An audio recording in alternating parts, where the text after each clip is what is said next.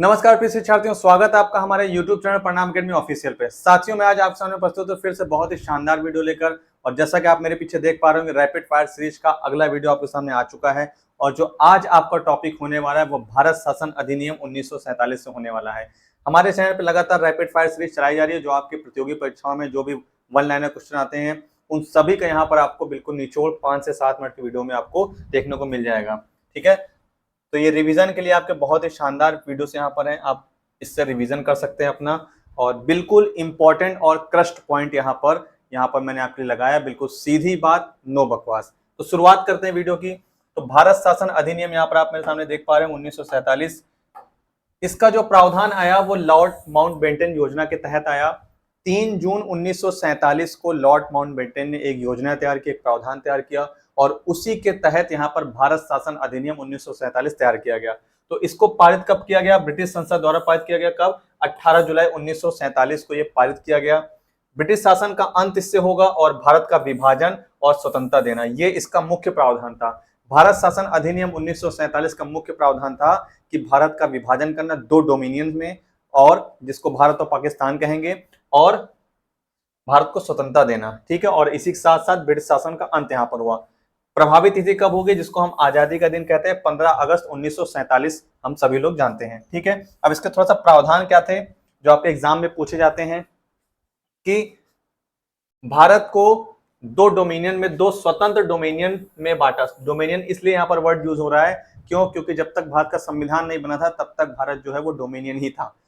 एक भारत और एक पाकिस्तान, दोनों डोमिनियन थे। तो भारत का जो संविधान बना था, आप सभी को पता है, 26 नवंबर 1949 को वो कुछ पॉइंट्स लागू हो गए थे और 26 जनवरी 1950 को पूरी तरीके से भारत का संविधान लागू हो गया था। उसके बाद से डोमिनियन नहीं रहा, हमारा देश जो है पूर्ण स्वतंत्रता प्राप्त कर लिया था। ठीक है, उसके बाद डोमिनियन स्टेट के बाद देखिए, दोनों देशों को ब्रिटिश कॉमनवेल्थ के अंतर्गत डोमिनियन स्टेट का दर्जा दिया गया। गवर्नर जनरल ब्रिटिश काउंसिल का प्रतिनिधि अभी भी थे। तो पहले जो हमारा इसके बाद 15 अगस्त के बाद जो गवर्नर जनरल थे वो लॉर्ड माउंटबेटन ही थे। जब तक संविधान हमारा तैयार नहीं हो गया था तब तक लॉर्ड माउंटबेटन ही भारत के गवर्नर जनरल उस समय थे। ये हमें याद रखना और ये एग्जाम में आपके पूछा जाता है। ठीक है, उसके बाद संविधान निर्माण।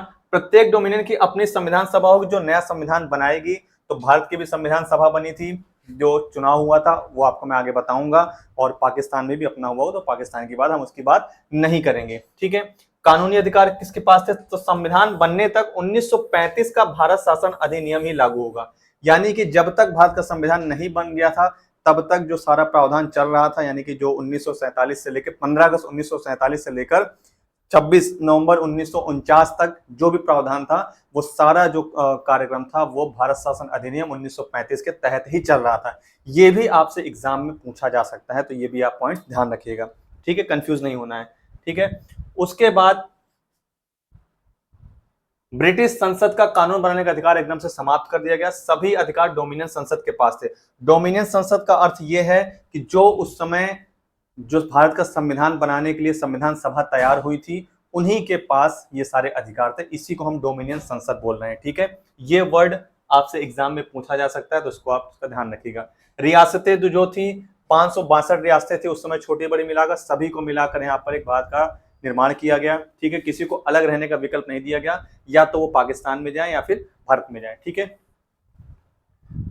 उसके बाद गवर्नर जनरल की जो भूमिका थी, क्या थी? मैंने आपको बताया कि जब तक संविधान लागू नहीं हो जाता तब तक जो भारत का गवर्नर जनरल था वो कौन थे? लॉर्ड माउंटबेटन थे। ठीक है, उसके बाद पदनाम था वाइसरॉय ऑफ इंडिया। इसका पद जो है समाप्त कर दिया, केवल गवर्नर जनरल बचा था जो लॉर्ड माउंटबेटन थे। ठीक है, भारत सचिव, इसका भी पद समाप्त हो गया। सेना और संपत्ति, भारतीय सेना, नौसेना, वायुसेना तथा सरकारी संपत्ति का भारत और पाकिस्तान के बीच विभाजन हो गया। ये सारी चीजें आपका यहाँ पर पॉइंट्स याद रखना है। विभाजन क्या हुआ, कैसे हुआ, कितना हुआ, ये आपके एग्जाम में नहीं आता, ये यूपीएससी लेवल का आता है, जो ऑप्शनल मॉडर्न हिस्ट्री में उसमें पूछता है। यूपीएससी के एग्जाम में भी ऐसा क्वेश्चन नहीं पूछता कि कितना कितना क्या क्या विभाजन हुआ। ठीक है, तो ये हमें ध्यान नहीं देना है। अब महत्व क्या है इसका कि भारत की कानूनी स्वतंत्रता का अधिनियम है ये। ठीक है, भारतीय संविधान के बनने तक का अंतरिम ढांचा, रियासतों के एकीकरण। आप सभी को पता है कि जो 562 रियासतें थी छोटी बड़ी मिला के, उनको एकत्र करना बहुत ही मुश्किल काम था, और ये काम हमारे सरदार वल्लभ भाई पटेल को दिया गया और उन्होंने अपना ये काम बहुत ही बखूबी निभाया था। आपने सुना होगा कि हैदराबाद की जो रियासत थी, जो वहाँ के निजाम थे, वो अंत तक शामिल नहीं हो रहे थे। यानी कि 15 अगस्त 1947 को जब हमारा देश आज़ाद हुआ, उसके बाद कई लोगों ने रियासतों में, जो रियासतें थी उन्होंने साइन कर दिया, इंस्ट्रूमेंट ऑफ एक्सेशन उसको हम वो पत्र कहते हैं, उस पर उन्होंने साइन कर दिया। लेकिन जो हमारा हैदराबाद था, उदयपुर था, ये लोग उस पर साइन करने को तैयार नहीं थे। ये लोग मांग कर रहे थे, यानी कि इन लोग का कहना यह था कि हम पाकिस्तान में जाएंगे। लेकिन सरदार वल्लभ भाई पटेल और जवाहरलाल नेहरू ऐसा चाहते थे कि हैदराबाद और जो हमारा उदयपुर है ये हमारे भारत का हिस्सा रहे, तो इनको फोर्सफुली उस पर साइन करा के भारत में शामिल किया गया। तो अंत में अगर हम कहें तो हैदराबाद सबसे अंत में भारत में शामिल हुआ, ऐसा हम कह सकते हैं। ठीक है। और विभाजन के अनुसार पंजाब और बंगाल का विभाजन कर दिया गया। आप सभी को पता है कि पश्चिम बंगाल हमारे देश में आया और पूर्वी बंगाल वहां पर चला गया, कहां पर, आपका पाकिस्तान में। वैसे ही पश्चिम पंजाब और पूर्वी पंजाब का विभाजन किया गया, एक वहां चला गया और एक हिस्सा अपने यहाँ आ गया। सिंध, बलूचिस्तान, NWF और पाकिस्तान में ये भी पाकिस्तान में शामिल किए गए, और बर्मा और सीलोन अलग अलग कर दिए गए, भारत का हिस्सा नहीं है। तो इसमें आपको मुख्य पॉइंट्स क्या याद रखने हैं कि जब भारत शासन अधिनियम लागू हुआ तो उस समय लॉर्ड माउंटबेटन भारत के गवर्नर जनरल थे, उन्होंने यह योजना लागू की थी।